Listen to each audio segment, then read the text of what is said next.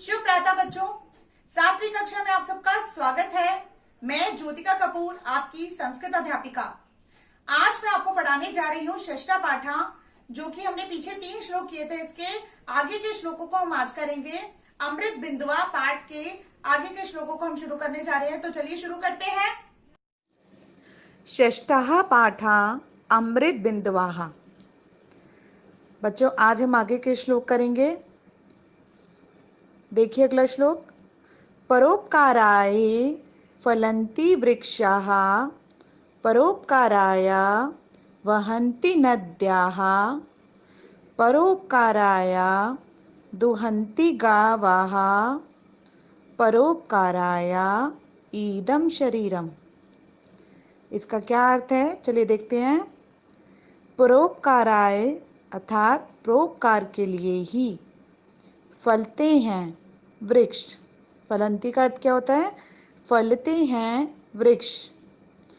परोपकाराय वहन्ति नद्या, परोपकार के लिए ही वहन्ति बहती हैं नद्या नदी, परोपकार के लिए ही बहती हैं नदियाँ। परोपकाराय दुहन्ति गावः, परोपकार के लिए ही दूध देती हैं गायें। गावः का अर्थ होता है बच्चों गायें। परोपकाराय इदं शरीरम, परोपकार के लिए ही यह शरीर है। बच्चों, ईश्वर ने मानव जीवन देकर हम सब पर बहुत बड़ा उपकार किया है और हर मानव का ये कर्तव्य है कि वो अपने जीवन में परोपकार अवश्य करे। परोपकार क्या होता है? परोपकार दूसरों पर उपकार करना। जिस प्रकार वृक्ष, नदियाँ, गायें ये सभी दूसरों पर उपकार करते हैं। आपने देखा होगा बच्चों कि वृक्ष अपने स्वयं फल नहीं खाता, नदियाँ अपना पानी स्वयं नहीं पीती हैं, अपने द्वारा उत्पन्न पानी को या वो दूसरों के लिए, दूसरों के परोपकार के लिए बहती हैं। उसी प्रकार वृक्ष भी दूसरों के लिए ही अपने फलों को देते हैं और गायें भी दूसरों के लिए ही दूध देती है। तो ये सभी के सभी जो प्राणी हैं ये परोपकार कर रहे हैं। उसी प्रकार हमें भी परोपकार करना चाहिए। जितना भी संभव हो हमें भी दूसरों की मदद करनी चाहिए। आइए अगले श्लोक पर। हंसाः बका, हंसाः श्वेता, बकाः श्वेता, कः भेदा बकहंसयोः, नीरशीर विवेक तु हंसो हंसा बको बका। आइए इसका अर्थ देखते हैं। हंस सफेद होता है, बगुला, बका यानी कि बगुला सफेद होता है। कहाँ भेदा यानी क्या भेद है? बका हंसयो, बगुले और हंस दोनों के बीच। देखो बच्चों, पहले वाक्य में बड़े सुंदर तरीके से पूछा गया है कि हंस भी सफेद है और बगुला भी सफेद होता है, तो क्या भेद है, क्या भिन्नता है दोनों में, हंस और बगुले के मध्य क्या भिन्नता है, कैसे भेद करेंगे हम उसमें। आइए अगले वाक्य पर। नीर शीर विवेक तू, नीर का अर्थ होता है बच्चों जल, शीर का अर्थ होता है दूध, विवेक का अर्थ होता है बुद्धि।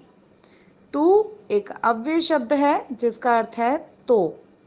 नीर शीर की बुद्धि तो हंस में होती है और इसी माध्यम से हंस हंस है और बगुला बगुला होता है। बच्चों, आपने देखा होगा एक कहावत है पुरानी, बोली जाती है कि यदि दूध को पानी में मिला करके रखा जाए तो हंस जो है वो केवल पानी को छोड़ करके केवल दूध का ही सेवन करता है। तो ये उसमें एक गुण है कि वो केवल दूध का सेवन करता है और पानी को दूध से अलग कर देता है। यही गुण के कारण हंस को अलग रखा गया है, अलग श्रेणी में, कि वो कुछ असामान्य है, असाधारण है, यानी कि सबसे अलग है। इसलिए उन दोनों के इस विवेक के कारण, इस बुद्धि के कारण, हंस की बुद्धि, इस बुद्धि के कारण इसको इन दोनों में भेद किया जा सकता है। तो एक बार फिर देखते हैं श्लोक को। हंसा श्वेता यानी हंस सफेद होता है। बकः श्वेता बगुला सफेद होता है। कहा भेदा बंक हंसयो, क्या भेद है बगुले और हंस में। नीर शीर विवेक तू यानी पानी और दूध की बुद्धि तो हंस में होती है, जिससे हंस हंस होता है और बगुला बगुला होता है। इस ज्ञान का पता चल जाता है। आइए अगले श्लोक पर। चंदनम शीतलम लोके चंदनदापि चंद्रमा चंद्र चंदन्यो मध्ये शीतला साधु संगति। अर्थात इस लोक में चंदन शीतल होता है। आप सभी जानते हैं कि ये जो हमारा भूलोक है, यानी पृथ्वी पर चंदन को शीतलता प्रदान देने वाली वस्तु माना जाता है। उसी प्रकार चंदन से भी अधिक, चंदनादपि का अर्थ है चंदन से भी अधिक चंद्रमा को शीतल माना जाता है, कि सबसे ठंडा जो है चंदन से भी वो चंद्रमा है। अगले वाक्य को देखिए। चंद्र चंदनयो मध्य, चंद्रमा और चंदन इन दोनों के मध्य यानी बीच में शीतलता साधु संगति यानी शीतलता की, ठंडेपन की साधु संगति यानी कि एक रूपता पाई जाती है। बच्चों यहाँ इस श्लोक को कहने का भाव ये है, एक बार फिर ध्यान से सुनिए, कि चंदन शीतल होता है। इस श्लोक में चंदन को सबसे ज़्यादा शीतल वस्तु माना जाता है, परंतु चंदन से भी अधिक चंद्रमा शीतल होता है।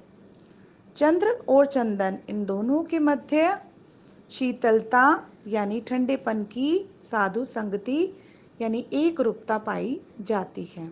अर्थात चंदन और चंद्रमा इन दोनों के बीच में शीतलता की समानता पाई जाती है, इसलिए ये दोनों आपस में सगे भाइयों की भांति हैं, यानी सगे संबंधी हैं। बच्चों इसके आगे का कार्य हम अगली कक्षा में करेंगे। आपका गृह कार्य केवल इतना है कि आपने आज के पढ़ाए हुए श्लोकों को याद करना है और उन्हें अपनी कार्य पुस्तिका में बड़े सुंदर तरीके से अर्थ सहित लिखना है। यदि इस कार्य को करने में कोई समस्या आए तब आप मुझे कमेंट बॉक्स में अवश्य लिखें। आज के लिए इतना ही। धन्यवाद।